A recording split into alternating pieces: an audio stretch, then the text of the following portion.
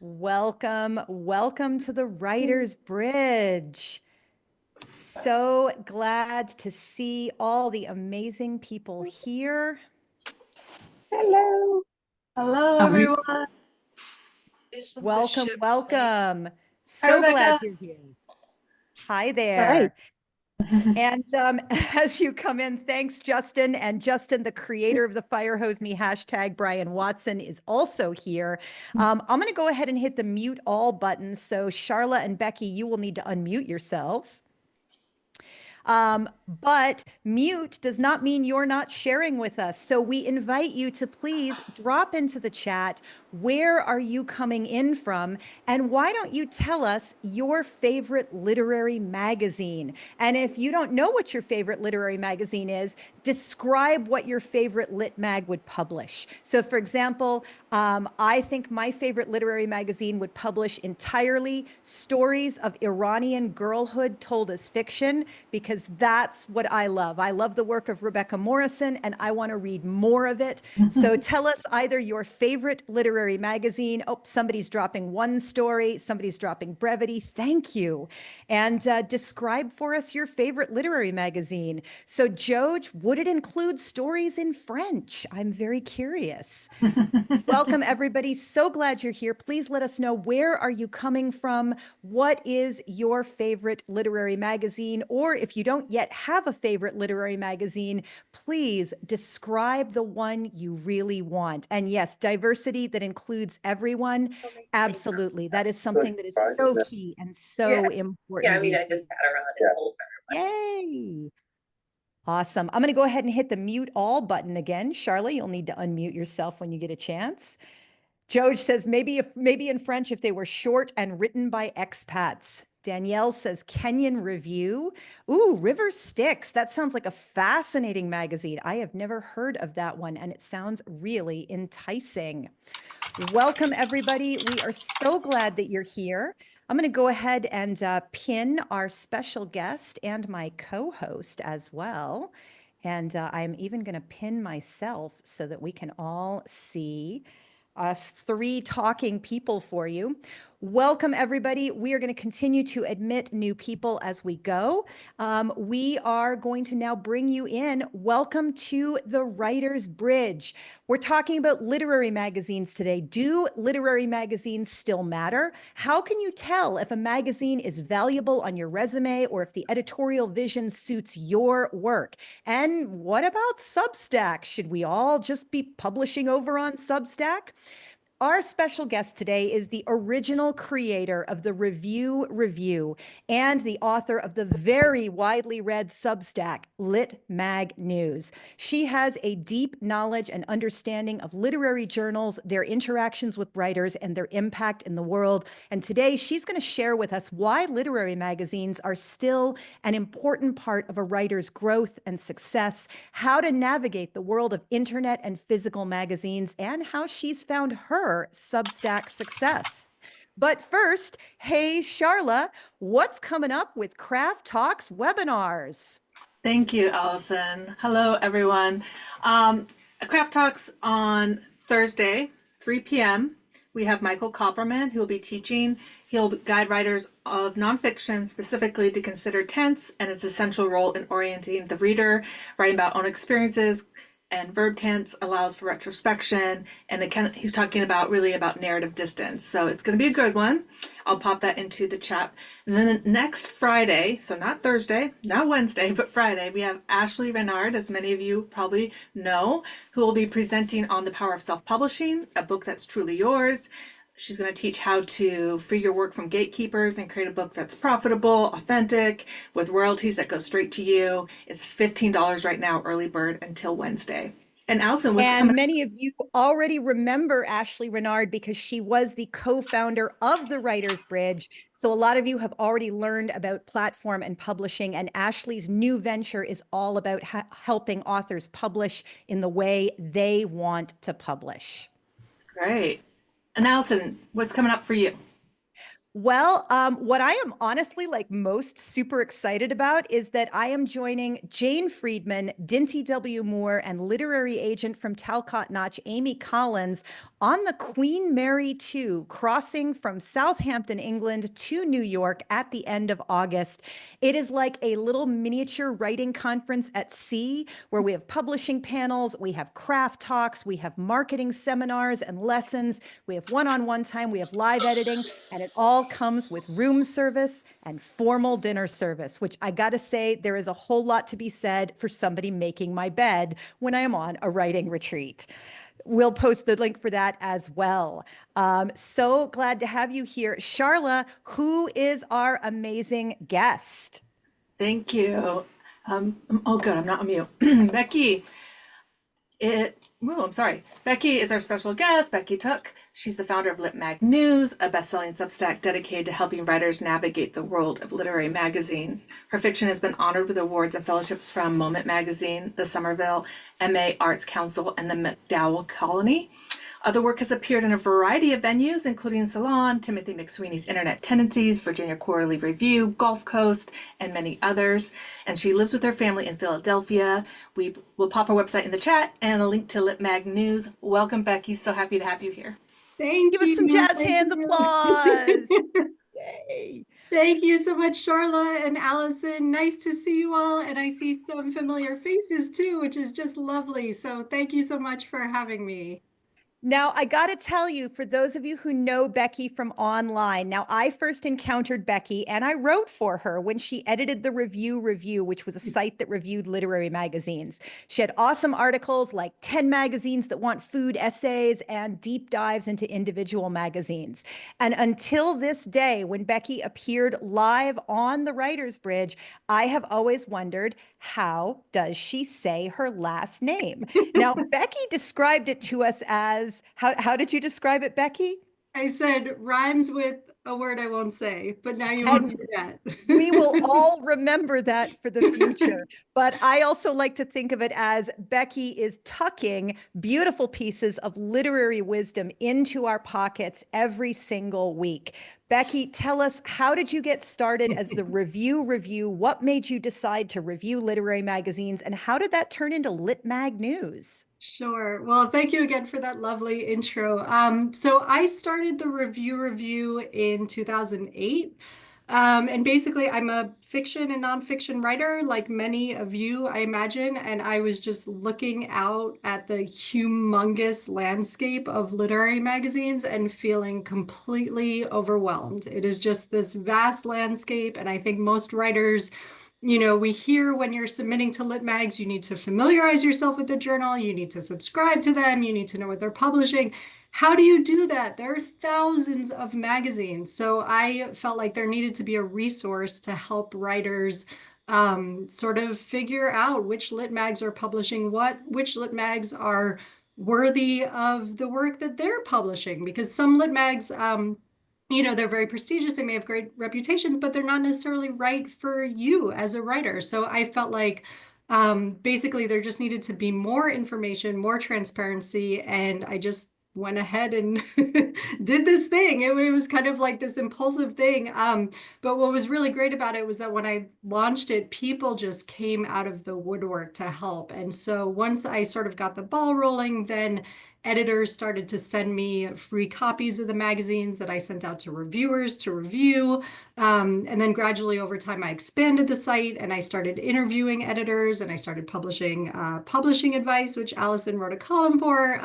And so it started to include more and more people, and it just became really fun. And the people just wanted to chip in and help in whatever way they could. So that was basically the impetus for it. And then in 2019, I pulled back. I wanted to focus on my writing and do some other things. So I ended up shutting down the site. And I thought that was it. I thought, okay, no more side projects. I need to focus on my writing, like no more distractions. And then that lasted about a year. And then in 2020, I thought, I think I want to start a side project again. So I started up Lit Mag News, excuse me, which is just a Substack. I don't know. I imagine many of you are familiar with Substack. If not, it's just basically like an open source platform. It's a newsletter service, so people subscribe and you can write your content. You can write whatever you want. And so in 2020, when I was also kind of, getting cabin fever and, home, my kid was home and all this, and I just decided I think I'm going to start up again with this informational site for lit mags. And I did, and the same thing has happened where people have just come out of the woodwork. It's been so much fun. So I'll stop there, but basically all you need to know is it's like like one-stop shopping for lit mag information. That's great. And when I first met you, Becky, you were visiting a guest for my MFA at Chatham University, I believe, and then you were part of the Oh. instructor pool for creative nonfiction when I was working there. Uh-huh. I mean, when you're looking to write about lit magazines, like what is it that you exactly are looking to write about, and what events does Lit Mag offer, Lit Mag News offer? Oh, that's great. I hadn't realized we met at Chatham. That's so funny. So that was back in my Pittsburgh days. Yeah. So, so I write for Lit Mag News. There are a couple different things that I do. Same thing happened with the review where when I initially started it, I thought it was going to be very small and just do one thing, and it's since expanded. So the main thing is that it's every 2 weeks. It's like a newsletter that provides a roundup of what's going on in the Lit Mag world. And surprisingly, there's a lot. There's controversies. There are lit mags coming. Some are folding. Some are changing. So I provide that information, kind of overview. And also, I like to think that I'm providing writers with a way to think about lit mags and a way to like suss out scams or suss out questionable marketing practices. Because I think a lot of writers, we just don't know. You encounter a lit mag and you have kind of a gut feeling, but if you're not familiar, you don't know if you can trust your instinct or not. So that's sort of what I'm providing, is like a way to approach the whole literary magazine gatekeeper landscape and culture. And so in addition to that, I do Zoom interviews with editors like this. So it's great to be on the receiving end because usually I'm the one asking the questions. And they're also free and open to the public. People can tune in. And then we also have a monthly reading club. And I'm actually meeting with people right after this meeting to discuss Hunger Mountain, which was our January Lit Mag pick. So every month we read a Lit Mag, and then at the end of the month, the editor comes to answer questions. And it's like a book club, but for Lit Mags. Love that. That's amazing. So Brilliant. do people get And to there's ask more. questions like what are you looking for and how does your submission process work and stuff like that? Do the editors talk about that? Yeah, that's exactly what we talk about. And I think the main thing that people have said that they find helpful is just seeing the editors face to face, because it so often feels like there's this wall and it's this very anonymous process and you're just sending your work out into the void. Very often you're getting these form rejection letters. You don't know who the people are. You don't know like what their sensibility is at all. So people are saying like it's very helpful to hear the information about the submissions process and to kind of get a sense of what they're looking for, what the Lit Mag's identity is, but also just to see that the editors are human, and to get a sense of their personalities a little bit, like, oh, this editor is actually very soft-spoken. I, imagine them differently. That somehow makes a difference when you're submitting to know that there's an actual person on the other end. For sure. I love that. We have a question in the chat. Can anyone join your Lit Mag book club? Is this a subscription? Is it a free event? Tell us how we get into this book club. Sure. So yes, anyone can join. Any writer is absolutely welcome. Any stage. You don't need to have a single publishing credit. You don't need to have ever read a Lit Mag in your life. And you can be writing in any genre. But it is subscription based. So, the subscriptions help sustain the rest of the site because there's a lot of also free content that I provide on the site. And a subscription is just $50 a year or $5 a month. And then you get discounts on the Lit Mag, which editors often provide. And you get access to special interviews with editors, and you get to join the reading club discussion, which also I will say about the discussion, another thing, just in terms of like empowering writers, which is another big goal that I have. The discussions are meant to be really candid and they're fun because we can actually talk honestly and say like, I don't know why this piece got published, or like, I don't know why this lit mag has such a great reputation. It is so boring, you know, and I think writers need to be able to have that experience because lit mags can be very intimidating. And I want to say that too. And we will drop the link to Lit Mag News into the chat periodically throughout our event tonight so that anybody who wants to can join.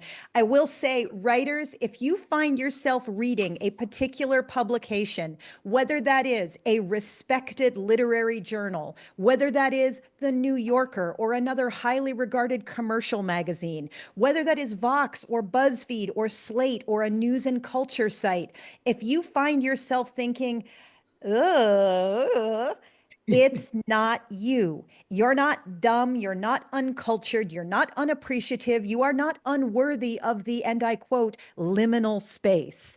What it means is that there is a mismatch between your taste and the taste of that particular outlet. It means look somewhere else for something that is a better fit for you. And on that, Becky, why should writers publish in literary magazines now? What's the benefit to a writer other than the warm, cozy feeling of having our words in print? Yeah, so many reasons. It's such a great question. And I think the reasons, there are a lot of reasons, but there are specific reasons to each of you. So I think sometimes writers don't realize that they have very specific goals. Like we just inherit a lot of ideas about what we're supposed to be doing as writers and where we're supposed to be publishing. And if you actually give it some thought, your publishing goals might be quite different than your writer peers, which is great. And that's totally okay. So for some of you, you may want to be publishing fiction or memoir excerpts in lit mags because you have a longer work and you're trying to attract an agent. So in that case, there are specific lit mags that you would be trying to focus on. And those are the sort of elite, upper echelon, difficult to break into lit mags. Some of you might already have an agent, or you might not be interested in getting an agent at all. Some of you might be looking to build up your publishing credits so that you can apply for grants or teaching jobs or fellowships, you know, so there's a select number of lit mags that look really impressive on your CV. And that's not shallow, by the way, that like that's important if you're trying to grow your career and, you know, like Well, and Becky, we have a question actually from Catherine, now that you mention it in the chat. She knows of Brevity, Sweet, Hippocampus, Beautiful Things, lots of places that call for nonfiction submissions. What do you think is a highly respected literary magazine?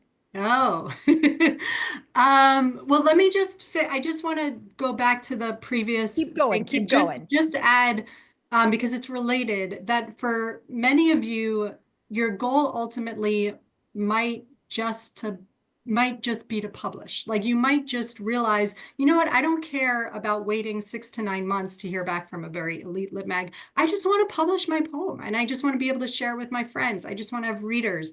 And so for that, there are a lot of literary magazines that you can choose from. So that's sort of related to that question. Like highly respected, I mean, the more I read lit mags, the more subjective I find that answer to be, which maybe that sounds like a cop out. I mean, I know, so the highly respected lit mags, if you go on Duotrope, you will see that there are lit mags, you know, they classify them, same with chill subs, they classify them according to their tier. And the highly respected lit mags are often extremely competitive. They accept maybe less than 1% of submissions. They submit work to Best American Short Stories, Best American Essays, Best of the Net. And there are a lot of them, and they're extremely competitive, and they often take a long time to get into.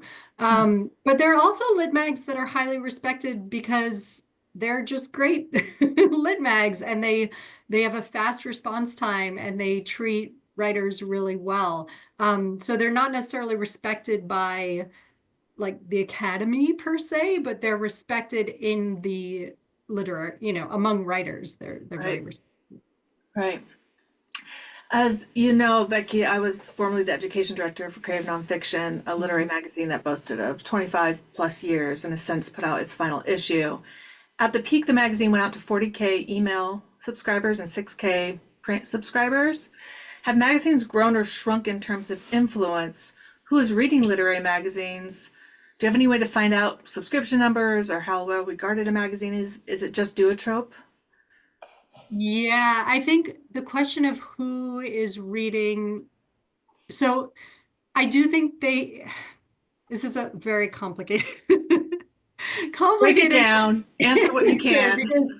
because they have, like in the olden days, the olden days, I think lit mags did have more mainstream influence. Like I think non-writers read literary magazines. I think these days, and this is the reason it's complicated because this is a very like debatable answer. People talk about it all the time.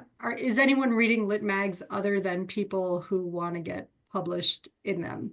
And I would say it largely is an audience of writers, and even writers, many writers aren't reading lit mags. So, since those olden days, there have more lit mags. I mean, they've just exploded. There's so many more lit mags than there used to be, which is good for writers, but they are also competing for readership. And I think the people who read lit mags are largely the people who want to get published in them. And, like I said, some agents read certain lit mags, but they're basically looking for clients. So I don't know of that many lit mags who have a huge reader base beyond the literary world. Right. Poets are used to that. Poets Yeah. only poets only read poems. Yeah. So what makes a piece good for a literary magazine as opposed to say, oh, my personal essay needs to go to Huffington Post or Washington Post or the New York Times or BuzzFeed or someplace like that? What makes the slower publication period, the slower response time, the smaller readership, what makes it right for a particular piece, or what makes a particular piece right for one of those venues? It's a great question. I think if you're writing something that has a current events hook, then I would try one of those venues. But a lot of literary writers are not writing that kind of work. Like if you're writing a personal essay that's about any number of things, about your pets or about grief, or it's just sort of psychological, kind of timeless in a sense, then I think that's the right fit for a literary magazine. So if you want to publish in Huffington Post or Salon or an outlet like that, I think usually there's also an argument that is being made. I think the writer has it's less kind of probing. It's like here's my personal experience that connects to something that's happening in the news, and here's why people should take XYZ action after reading this. I think it's newsy, and it's also the writer is trying to make a specific argument. I think personal essays for lit mags are more kind of probing. They're more open-ended. There's not necessarily a clear answer, action that needs to be taken, and it has a timeless quality. Yeah, they can be more lyric as well. Yeah. As a scholarly estimate, I'm going to give you a number here. Like there's 25 skillion literary magazines out there. How do we pick which magazines to read? Are we really supposed to subscribe everywhere that we want to submit? I mean, what do you think? Yeah, no, I absolutely not. I mean, you will hear that from editors all the time. If you want to know what we publish, read the magazine, order a back issue, and it's impossible. So I always tell writers, okay, look, you're looking at this incredible landscape of let's say in literary fiction. Maybe if you're doing genre, it's something else, but just of literary magazines, there's probably about 3,000. So if you can make a goal for yourself to familiarize yourself with 20 to 25 of those magazines by the end of the year, that's all you have to do. You as a writer, like you don't need to know every single lit mag. That's my job.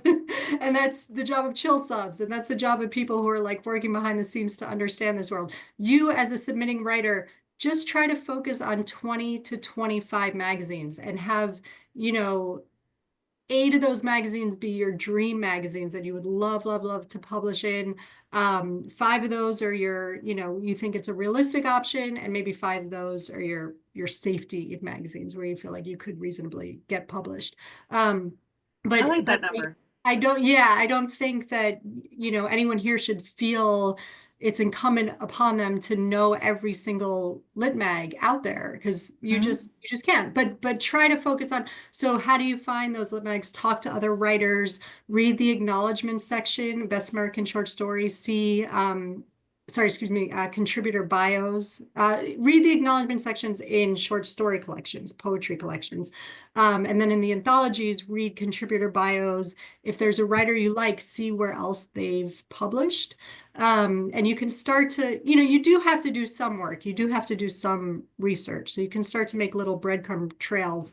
But everyone here is going to have a different list. Everyone here is going to have a different set of 20 to 25 journals.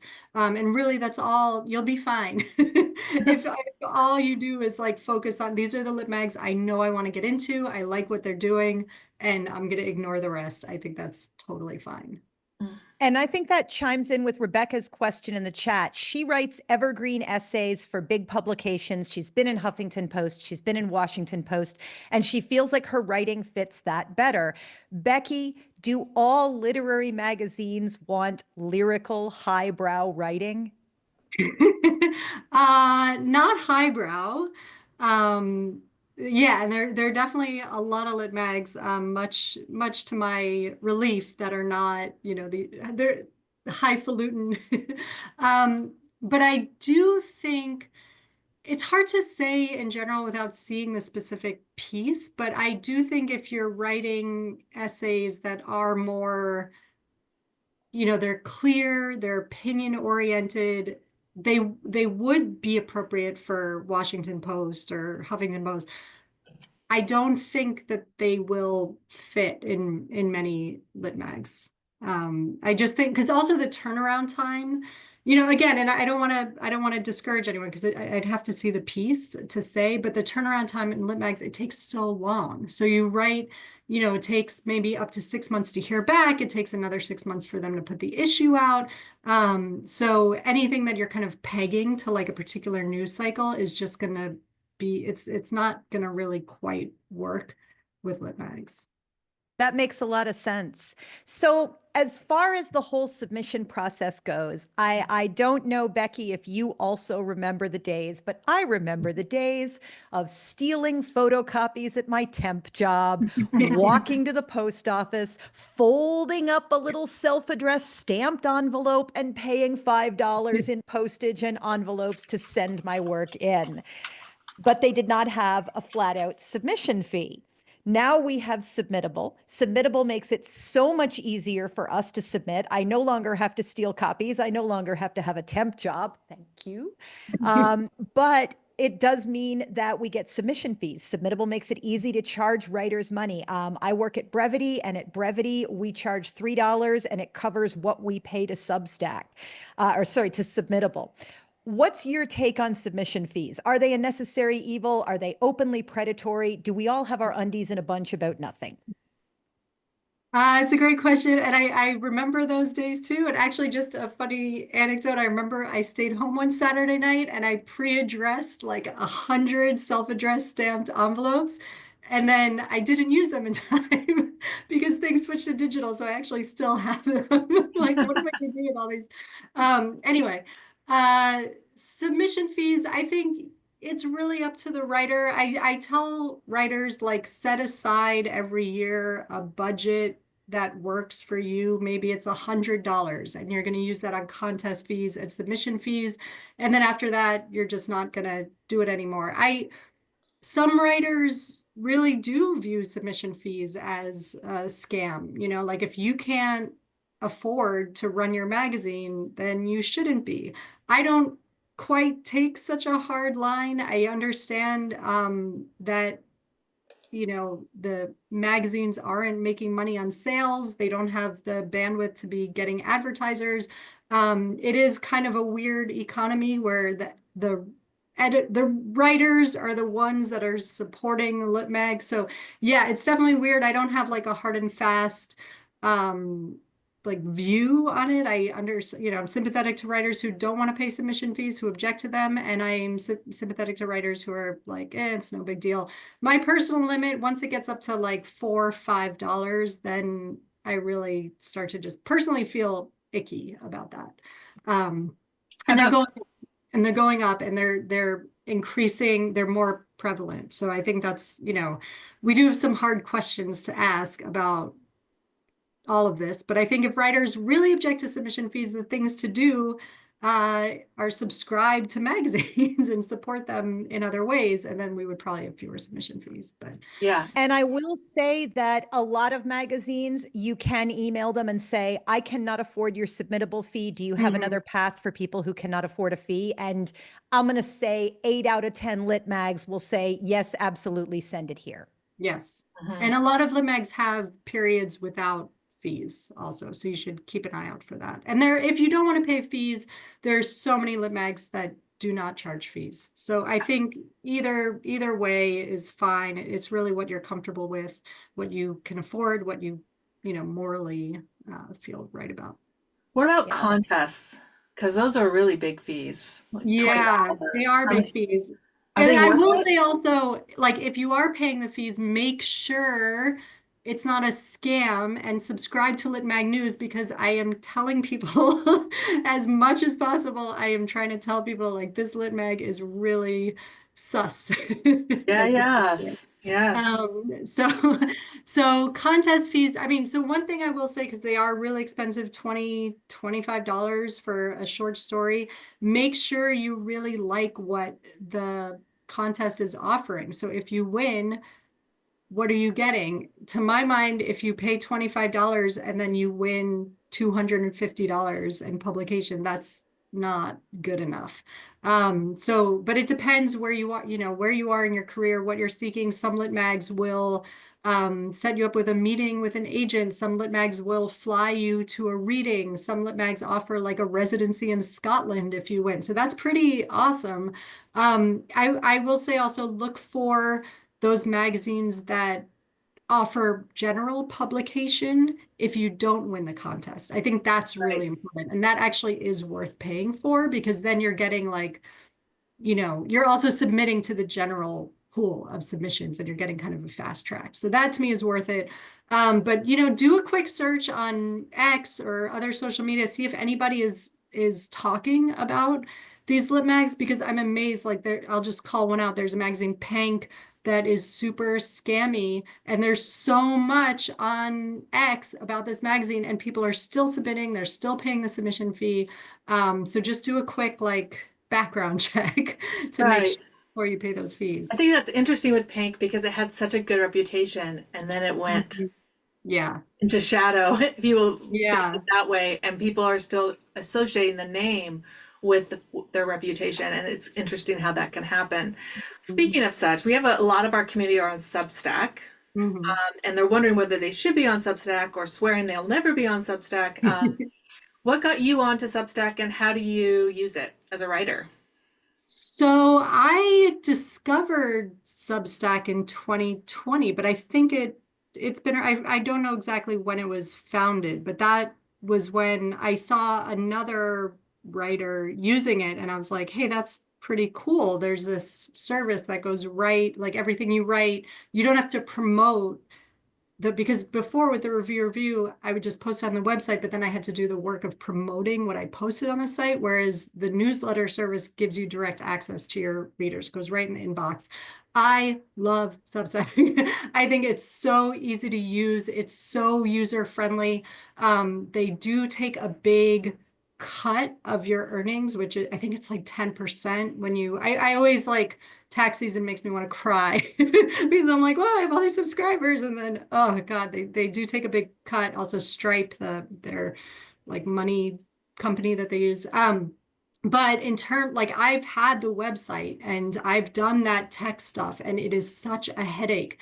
And if you really just want to focus on the creative stuff, you just want to be producing content, you want to connect directly with your readers, you don't want to deal with tech malfunctioning, glitches, and that can add up in terms of your time and your finances. So I I have found Substack, like the main thing is it's so user friendly and yeah, again, apart from the cut that they take, I I think it's great. I think should you start I actually just taught a whole course on this, whether the question of whether you personally should start your own Substack. It depends how much time you have. It depends what your writing goals are. Some people take on side projects and they really shouldn't be. They should really be using their time to write. And I see a lot of writers starting Substacks. They have it, but they're not really active on it. Consistent. Right. Yeah. So I think if you're going to start, you should be able to commit to at least one post every 3 weeks. And I think you should be considering what you're going to offer your readers and how you're going to find readers. Because it can be pretty depressing if you're really excited and you start a Substack and then you find that like no one's, you have 3 readers and it's not really growing. So it is work. And I will say growth happens once you start posting, because I started a Substack, I don't know, 6 months ago, because I was like, oh, I guess I should have a Substack. You can kind of feel the pinching underwear right there. Right. And then I like put a post up like a week and a half ago, and I was like, oh, a whole bunch of people just saw me and interacted with it and liked it. And I had forgotten how nice it is when people click the like button on my writing. It does feel at least somewhat saner than a lot of other social media. And I'll get back to that in just a second. No, I'm going to continue on with that. Sorry. I am hearing stuff about, oh, the Substack business model is kind of suspect. I'm hearing, oh, they allow hate speech on the platform. Do you have a take on that? Does that affect you? Does it affect your audience? What's your position on that? I mean, I think questions of hate speech and free expression, it's very, very complicated. And my view is I wouldn't want the, CEO of Substack deciding what is or what is not hate speech. I think we get into very questionable territory. So, and people agree, people disagree, it's a big discussion, but do we really want these guys to say like, okay, if you're posting about this, we're not going to host you on our platform. So I think, I personally like their position where they're just like, if you don't like someone's Substack, don't subscribe to them, don't read to them, but we're not going to tell them they can't, and people can disagree with me about that, but that, I think that's an okay, because I don't know these tech bros. I don't know if I want them like interfering. What if they tell me I can't be writing about lit mags in such and such a way? So, that's my view. People have different views on the matter, which I also respect, but I haven't, in terms of how it affects me and my own work, it doesn't. Like I've never, and in terms of the support staff, like they are very responsive. And if you have a problem, they get back to you really, really quickly. So I think for like 95% of the writers on Substack, it's kind of noise that's happening, in the background, and doesn't really affect the work that. And I think right now I kind of feel that way about Facebook too, because yes, it's a big deal that they're going to stop moderating on Facebook. On the other hand, I don't get my news from Facebook. I don't trust random stuff I read online. So the fact that it is not vetted doesn't actually matter to me, because it's not who I was trusting to begin with. Tesha points out in the chat, I'm a big fan of curating the content you want to consume. Rebecca points out every single platform, including Substack and Blue Sky, either get money from people you don't like, policies that you might not agree with, and have people saying stuff you won't agree with. And I got to say, folks, here at the Writer's Bridge, I have personally kicked a kitten, so you may want to unsubscribe immediately after that. Though in fairness, it was an accident. They were new bedroom slippers, and I cried for like an hour and a half afterwards. I don't know. We do have a question from Joanne. Says, since it's such a tax hassle, is building a platform on Substack better than trying to get paid subscribers? Paid subscribers through. Oh, I'm not quite sure. Maybe other means. So is it better to start a Substack because you want to reach readers, or because you want to make money? That is a really, so here's what I advise, because I actually just, and I will be in the spring teaching an entire Substack course through Write or Die. So be on the lookout for that, because we go through all of these questions. Should you start a Substack? What can you expect when you start a Substack? Exercises for things that you'll want to post on Substack. But what I always tell people is spend some time, maybe spend the afternoon. If you're thinking about starting a Substack, write your about section, because that is going to tell you what the focus of your Substack is going to be, and also what you offer readers. And I think that's really important. What are you offering that will benefit them? What is new? What is uniquely yours? And it's really the same with the question of whether to start a Substack is also related to, like, should you become a writer? If you have this burning inside of you, like, by all means, yes, you can't not do it, go for it. But I don't think I don't think anyone here should feel obliged to start. Is it like that Right. feeling you were describing, Allison, like, oh, I guess I better launch my Substack now. Like, no one, don't worry about, there's a lot of noise that writers hear. You need to have a platform, you need to have a huge social media file. I mean, just focus on really your writing. I think that's, especially some of you have like a lot of constraints on your time. And if you start breaking it up into even smaller and smaller pieces, your writing is going to lose a lot. So I would say focus on your craft, focus on your writing. If you want to get published in lit mags, find those lit mags, read them, research them, focus on that. And if you feel like you have something to contribute on Substack, you can start playing around with it. But really, like, don't feel like it's something that you have to have, because if you feel like that, it's just not going to go well. Right. And I think it's good to distinguish the difference between you're publishing on Substack things that you might be drawing attention to the topics you're writing, but you don't want to be publishing on Substack what you hope to get published someday in a book, correct?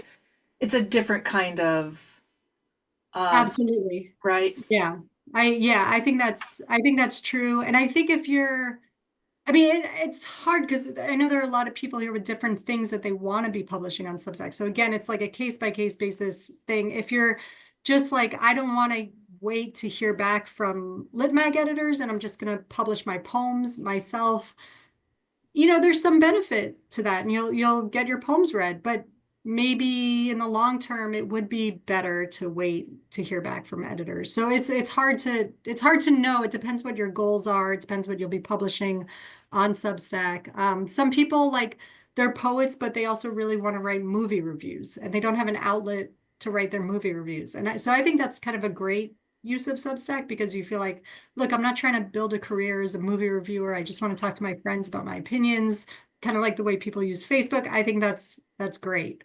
But if you're using it to publish your creative work, that raises other questions. I don't know if it's what everybody should do necessarily. Right.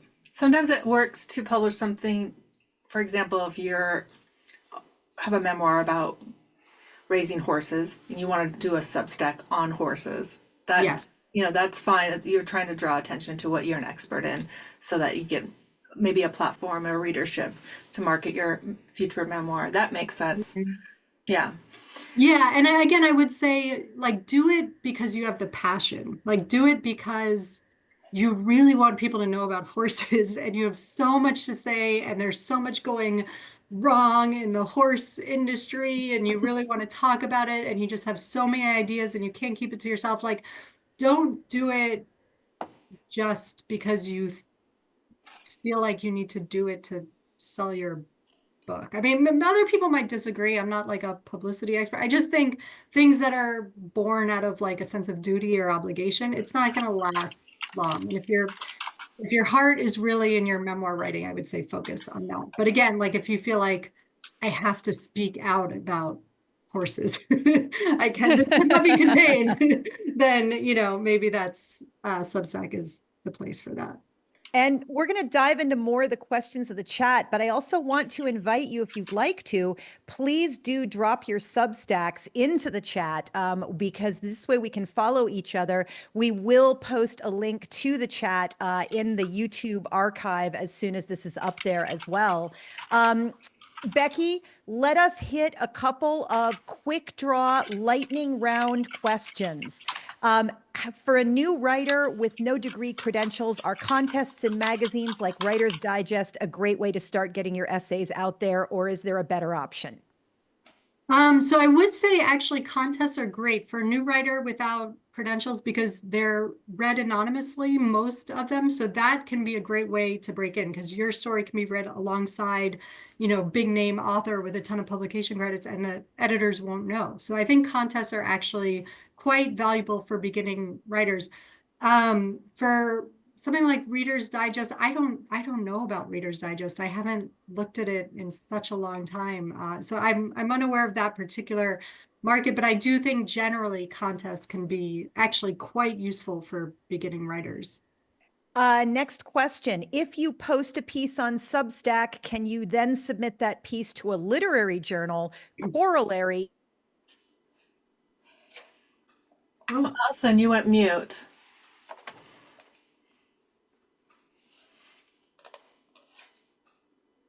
You're still muted. Okay, I'll ask the question. So I believe the question, I can't find it in the chat, but I believe the question is, if you publish in your Substack, can you then submit that to a literary journal to be published? Yeah, so I would look at most literary magazines say they do not want work that's been previously published. There's big debate about whether that's legitimate for them to be asking that or not, but nonetheless, that is the policy at most literary magazines. If they say that, then you really cannot submit work. Publishing something on your Substack is a prior publication. So you really shouldn't, you could be sneaky and submit it, and then if it gets accepted, immediately remove it from your Substack. But I think sneakiness is generally not a good ethos. So I would say just, yeah, if you're planning on sending your work out to a lit mag, don't publish it on your Substack. Can you hear me now? Yes.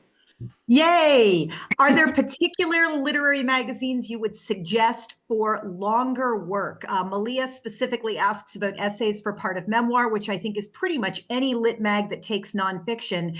But I know a lot of times people ask, who takes the long pieces, like more than 6,000 or 7,000 words? I know Alaska Quarterly does. Can you think of anybody else off the top of your head who takes long pieces? I actually am drawing a blank off the top of my head, but I know even just like a quick Google search, you can find some lit mags that take longer pieces, and Chill Subs definitely has that information, and also Duotrope. So I do think Duotrope is worth a subscription. It's $50 a year. I think Chill Subs also is $50 a year, but they really sort you can do a search by word count. So I think that's a good way to do Love it. How many issues do we need to read of one literary magazine in order to get a true sense of what they publish? Oh, that's a good question. I don't even think you need to read like a whole issue. I mean, don't tell me. I didn't say that. Just kidding. This is like recorded. Straight What I do, when I was heavily submitting to lit mags, I would click through, I would read whatever was posted on their site, because even subscription only magazines these days have at least some stuff posted on their site. Yeah. And then I would feel like, okay, does my stuff feel like it belongs with this stuff? Yes or no? Okay, yeah, I'm going to submit. And I think it's the same with, agent research or publisher research. Right. You can't spend more time on it than you spend on your actual writing. And it just means being reasonably cool with rejection. Yeah, and I think, I mean, if you're submitting fiction, you don't have to read all the nonfiction, all the poetry. Just you can do some light skimming, and really one really great tidbit, which I got from Eric Harper Class, who he runs a service called Submit It, and he actually does the submitting for writers. So if you want to pay someone to do it for you, he has that service. But he said something really interesting, which is that the thing that editors look for is style. So more than a story's plot or more than a poem's subject matter, what you are looking for. So don't just open up a lit mag to see if your work is a good fit. Have some sense of what you're looking for, and what you're looking for should be a sense of the style. So how are the stories written? Is there a lot of imagery? Is it, are there short and long sentences? Is it very personal? Is it punchy? Is it edgy? Is it funny? So really the style is going to be the thing that determines if your work is a good fit. So I think, you don't have to read the issue cover to cover by any means. Just poke around and try to get a sense of their style. And you can also often pick that up from the artwork, from the tone, from the cover, also their social media accounts. Like some editors are very active on social media, and they're very funny and they're very quirky. And that might be a tone that jives with you, or it might not be. So try. So when you're looking, have a specific goal in mind, which is sort of to assess the magazine stylistically. Absolutely love that. sorry. Go ahead, Sharla. Sorry. Jean asked, do you need to worry about copyright infringement on Substack, people stealing or plagiarizing your work? No, it's an interesting question. I think once the copyright is yours, so once it's like anything you post, it's your work. And you will have there's evidence because you've posted it. So I don't think, if someone plagiarizes you, then you would have evidence that it's yours. So I don't think you need to worry about it any more than you would worry about it publishing your work anywhere else. How do you increase your subscribers at Substack? Have you done anything specific about that, or is there any advice you would give? And what's a good open rate on Substack, or a good click rate? Ooh, good questions. So there's two tiers. They're the free subscribers, and that seems to be growing pretty organically, which I think is wonderful. I don't do that much publicity for it anymore. In terms of increasing paid subscriptions, you really have to offer people something. You have to offer some kind of, like I do information session. We do Lit Mag chats where people show up and ask questions about Lit Mag. So there's kind of like an educational component. Or I do like exclusive interviews that aren't available to the public, or some posts on the site are locked, so you have to pay if you want to access them. So that's a way to increase your paid subscriptions, is you really have to offer something. You can't just expect that people are going to pay automatically. So you have to show up, and it is a lot of work. It's a lot of time, but you do have to offer something. Oh, a good open rate. I've heard, I'd say like 30%, I think, is a good open rate. Yeah, and I would say for emails that are going into people's inboxes, which some of your Substack people are getting it there, some of them are getting it in the app, anything over 15, 20%, you are doing great. And if you can hit 50%, you are doing amazing. Yeah. Yeah, I love it. Sharla, do we have one more question in the chat before we ask Becky about the future? I was looking in the chat. I love how many people are dropping their Substacks in here. Yeah, it's pretty impressive. Sorry, I'm not seeing any. If anyone has a question that you don't have answered, just could you post it again on the bottom? Yeah, that would be helpful. It's just and I would say the number one way you can increase subscribers, not necessarily paid subscribers, but the number one way you can increase subscribers to anything is to be regular, to be at least weekly, but not so often that they get tired of seeing you. Yeah, Sharla? Yeah, so Nora has this question. Do you offer, Becky, any individual consultations on submitting strategy? Yes, I do. You can just reach out to me through my website, beckytuch.com, or send me an email, beckytuch@gmail. Yeah, sure. Great. Love it. We have a question from Judith. Judith, if you publish an essay in Lit Mag, can you include it later in a Lit magazine? Can you include it later in your memoir? Oh yeah, for sure. You see that all the time, like work short stories go on to be published in short story collections. There are some, there's some question about agents don't want more than 50% of the memoir to already have been published. But I wouldn't worry too much about that. If you have like an excerpt or two from your memoir that you think you should send to a Lit Mag, I think that's great.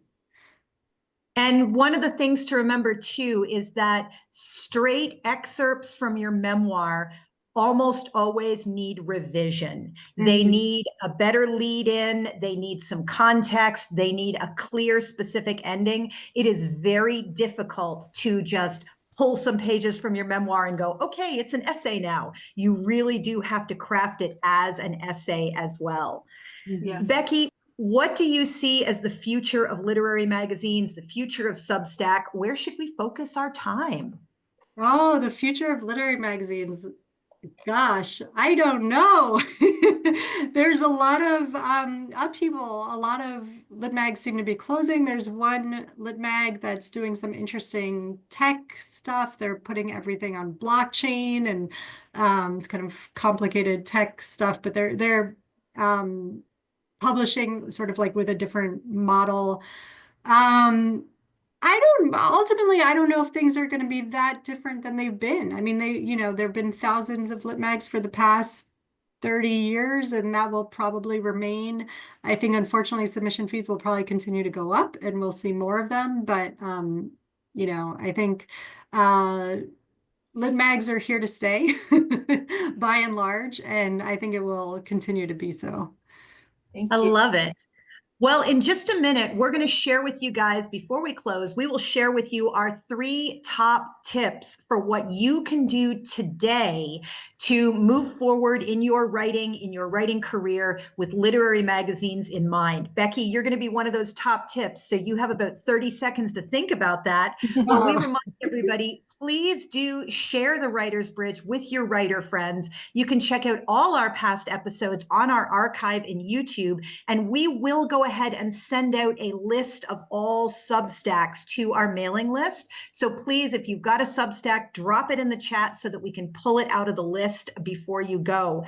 We hope that we are going to see you at Craft Talks. Sharla, what's coming up next at Craft Talks? Yeah, so on Thursday we have The Angle of Vision with Michael Copperman. It is at 3 p.m. and it's great for nonfiction writers wondering how you write about the past. And then we have on February 7th, that's the following week, on Friday at 3 p.m. with Ashley Renard, The Power of Self-Publishing.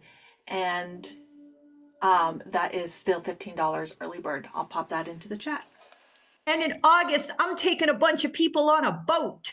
We also hope that you will join us again next month for unconventional book launches and partnerships with 2 guests who have been with the Bridge from the beginning and now have their books out in the world, Casey Mulligan Walsh and Mimi Zeman, who literally tap danced on Mount Everest. We're going to talk about how they came up with new ideas for book parties that were well attended, fun, and sold a crap ton of books. But first, before you go, let us give you our 3 top tips for how you can move forward with literary magazines in your writing today. Sharla, what's your top tip?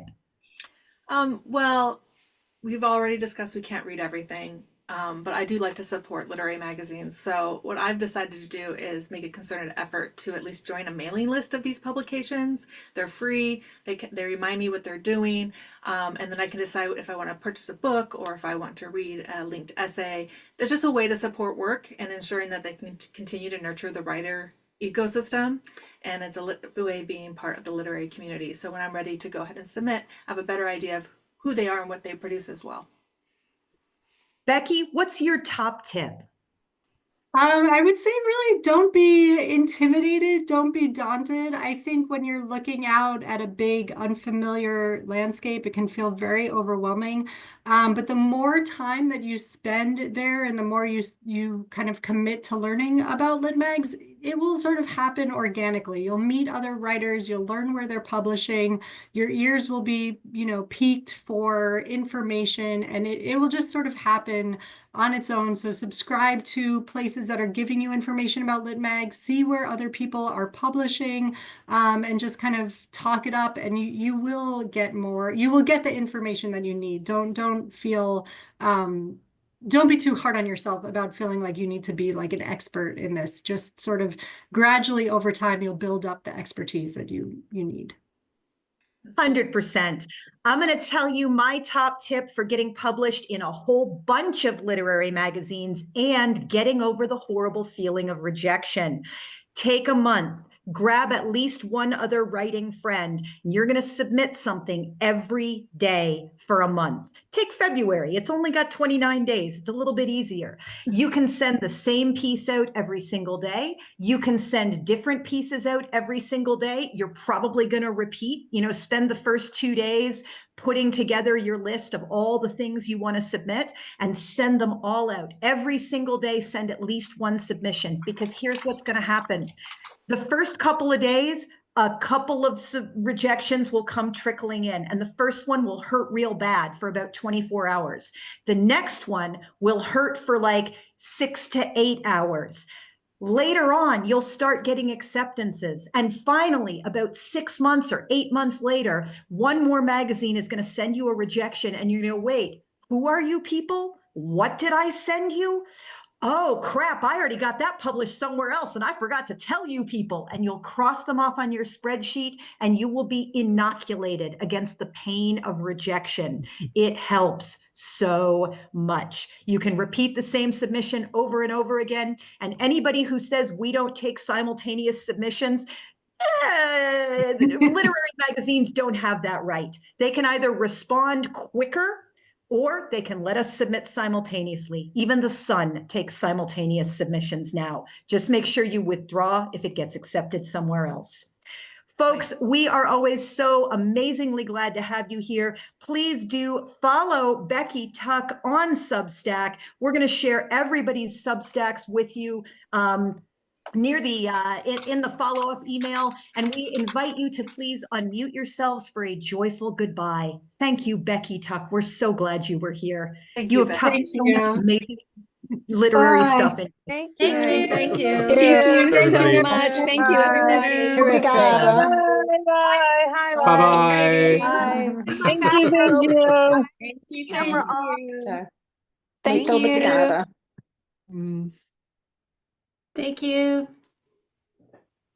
So glad to have you. Thanks for being here. Bye, everybody. Thank you.